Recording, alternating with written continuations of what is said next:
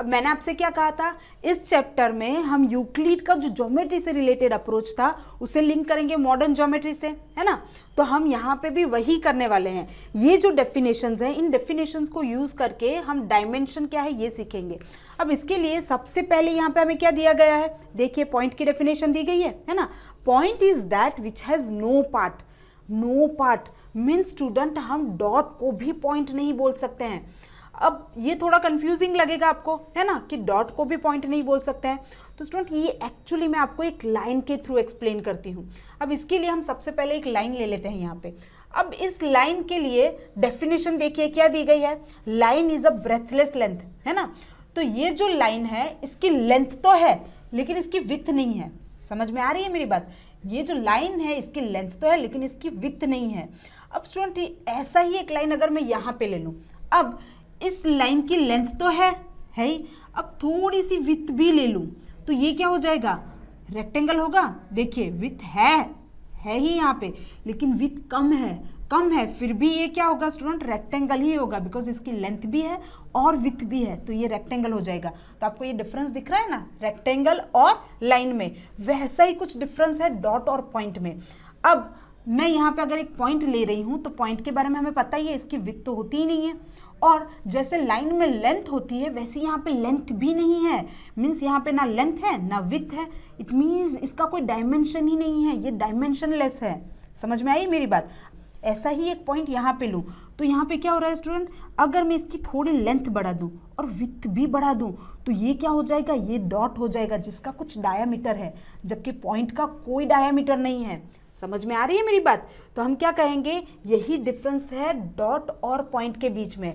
Dot जो होता है उसका कुछ तो डायमेंशन होता है, डायामीटर होता है, जबकि पॉइंट का कोई डायमेंशन नहीं होता है, ना उसकी लेंथ होती है ना उसकी विड्थ होती है।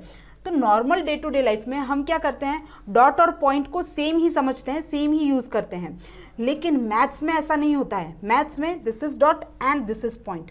समझ में आ रही है मेरी बात, जहाँ पे पॉइंट का ना कोई लेंथ है ना कोई विड्थ है, ये पूरा डायमेंशनलेस है, ना इसकी कोई डायमेंशन है, जबकि डॉट का लेंथ भी है और विड्थ भी है। अब स्टूडेंट ये जो डायामीटर है इसका डायामीटर भी होता है। अब डायामीटर कम हो सकता है, ज़्यादा हो सकता है और ज़्यादा हो सकता है, लेकिन ये है डॉट और ये है पॉइंट। ओके, क्या आपको पता है आप अपने कोर्स के animated video lectures, revision notes, test paper and study material Dron study की वेबसाइट पे जाके परचेज करके पढ़ाई कर सकते हैं। डिस्क्रिप्शन में दी गई लिंक पे तुरंत क्लिक करके रजिस्टर करें और एनिमेटेड वीडियो लेक्चर्स का फुल एक्सेस पाएं। तो स्टूडेंट यूक्लिड ने ये जो डेफिनेशंस दी थी ये सभी डेफिनेशन स्टेटमेंट फॉर्म में थी, है ना। अब अगर स्टेटमेंट की पॉसिबिलिटीज के बारे में बात करें तो उसके कई पॉसिबिलिटीज हो सकते हैं। जैसे कि ये पॉसिबिलिटी समझने के लिए मैं सबसे पहले एक एग्जाम्पल ले लेती हूँ। ओके, अब स्टेटमेंट का मैंने ये एक एग्जाम्पल लिया है, that is today is very hot. अब इस स्टेटमेंट के कौन सी पॉसिबिलिटीज हो सकती है। अगर ये स्टेटमेंट मैं आपको समर सीजन में पूछूं तो आप क्या बताओगे, समर सीजन में तो ऑब्वियसली वेदर हॉट ही होता है, तो ये स्टेटमेंट ट्रू होगा, है ना। लेकिन अगर यही सिचुएशन, यही स्टेटमेंट मैं अगर विंटर सीजन में पूछूं तो आप क्या बताओगे, विंटर सीजन में तो वेदर हॉट नहीं होता है, तो ये स्टेटमेंट फॉल्स होगा।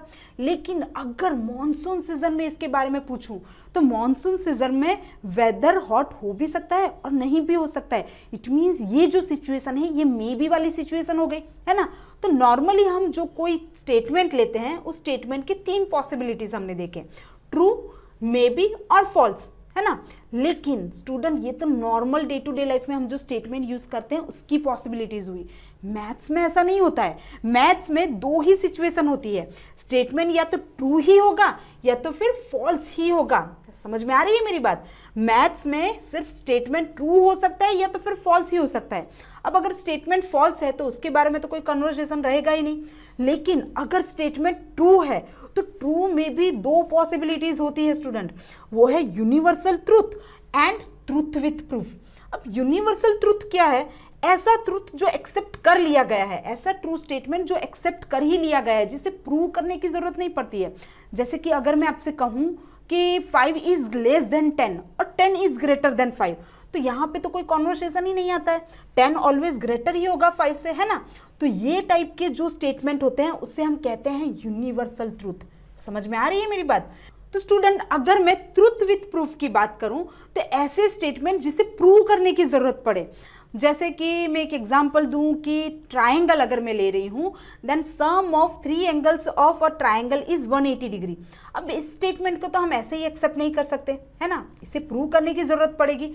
तो ऐसे जो स्टेटमेंट है जिसे प्रूव करने की जरूरत पड़ती है, वो ट्रुथ तो है ही लेकिन उसे प्रूव करने की जरूरत पड़ी, तो उसे हम कहेंगे ट्रुथ विथ प्रूफ। समझ में आ रही है मेरी बात? तो वैसे ही हमारा जो मेन फोकस है इस चैप्टर का, ये है यूनिवर्सल ट्रुथ पे। ट्रुथ विथ प्रूफ वो हम ज्योमेट्री के बाकी कई सारे चैप्टर में देखेंगे। जो ट्रू तो है स्टेटमेंट जिसे लेकिन प्रूव करने की ज़रूरत है, जबकि ये जो यूनिवर्सल ट्रुथ है इसे हम एक्सेप्ट कर लेते हैं। हम इस चैप्टर में इसी के बारे में डिस्कस करने वाले हैं। अब ये यूनिवर्सल ट्रुथ में भी स्टूडेंट 2 टाइप्स होते हैं, एक्सियम्स एंड पोस्टुलेट्स। अभी जो एक्सियम्स एंड पोस्टुलेट्स हैं ये दोनों स्टेटमेंट फॉर्म में ही है और ये दोनों जो है वो यूनिवर्सल ट्रुथ ही है, लेकिन इन दोनों में एक डिफरेंस है, बहुत ही माइनर डिफरेंस है। एक्चुअली पोस्टुलेट जो है वो मेनली मैथ्स की ज्योमेट्री ब्रांच में ही यूज़ होता है, जबकि ये जो एक्सियम्स है ये एक्सियम मैथ्स के ज्योमेट्री ब्रांच में तो यूज़ होता ही है, लेकिन मैथ्स की अदर ब्रांच में भी यूज़ होता है। अब अगर एक्सियम का एक एग्जाम्पल देखें तो वो है if A and B are the same and if C and D are also the same, then A plus B is the same as the C plus D। वैसे ही अगर पोस्टुलेट का example देखें तो if point B is drawn on line segment AC, then AC is the sum of AB and BC। तो देखा आपने, ये जो दोनों एग्जाम्पल्स हैं ये बहुत ही ऑब्वियस सी बात है जो हमें ऑलरेडी पता ही है ना। तो स्टूडेंट यही है ट्रुथ, यही स्टेटमेंट है जो यूनिवर्सल ट्रुथ में इंक्लूड हुए हैं, एक्सियम्स एंड पोस्टुलेट। ओके, तो इस चैप्टर में हम यही ऐसी ही ऑब्वियस सी बातें सीखने वाले हैं, देखने वाले हैं। ओके, तो अब हम यूक्लिड ने जो एक्सियम्स एंड पोस्टुलेट दिए थे वो पढ़ेंगे। अब ये पढ़ने के टाइम पे ना स्टूडेंट्स आपको एक प्रॉब्लम होगी, जैसे मैंने आपको कहा था कि ये एक्सियम एंड पोस्टुलेट बहुत ही ऑब्वियस सी चीज़ें हैं, है ना। जैसे कि यहाँ पे पोस्टुलेट का एग्जांपल हमने देखा कि point B is on line segment A C, then A C is equal to A B plus B C, यही कहा था ना। तो ये भी बहुत ऑब्वियस सी चीज़ें हैं। वैसी ही काफ़ी सारी ऑब्वियस सी बातें हम इस चैप्टर में एक्सियम्स एंड पोस्टुलेट के थ्रू समझेंगे। तो आपको लगेगा कि ये तो इतनी इजी चीज़ें हैं, इतनी ऑब्वियस सी बातें हैं, तो इसे पढ़ने की क्या ज़रूरत है। लेकिन स्टूडेंट इसका भी एक पर्पज़ है। ये जो साइंटिस्ट और मैथमेटिशियंस होते हैं ना, इनको सभी काम बहुत ही सिस्टमेटिक वे में करना होता है। तो ये इन्होंने क्या सोचा कि ये जो ऑब्वियस सी चीज़ें हैं जिसे हम कॉमन सेंस से ही समझ सकते हैं, उसकी एक लिस्ट बना ली जाए कि जिससे जो भी मैथ्स पढ़ा है उसे कोई कंफ्यूजन ना हो कि कौन सी चीज़ें प्रूव करने की ज़रूरत है और कौन सी बातों को विदाउट प्रूव भी ऐसे ही एक्सेप्ट कर लेना है। जैसे ये लाइन वाली बात मैंने आपको बताई, that A C is equal to A B plus B C, ये तो बहुत ही ऑब्वियस सी बात है, कॉमन सेंस से ही पता चल रही है, तो इसे प्रूव करने की ज़रूरत नहीं है। लेकिन ट्रूथ विथ प्रूफ, जिसे हम थियरम्स भी कहते हैं, ओके, उसमें हमने जो एग्जांपल लिया था कि in triangle sum of angle of a triangle is 180 degree, ये तो ऑब्वियस सी बात नहीं है ना, इससे तो प्रूव करने की ज़रूरत पड़ेगी।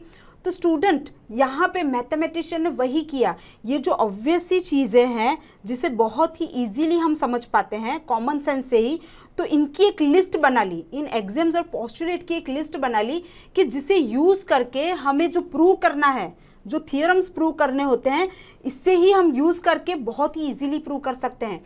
इसके लिए ही स्टूडेंट ये एक्सियम्स एंड पोस्टुलेट समझना या पढ़ना हमारे लिए भी ज़रूरी है। Okay, even though they are very obvious. Dear students, hope इस वीडियो से आपके कॉन्सेप्ट क्लियर हो गए होंगे।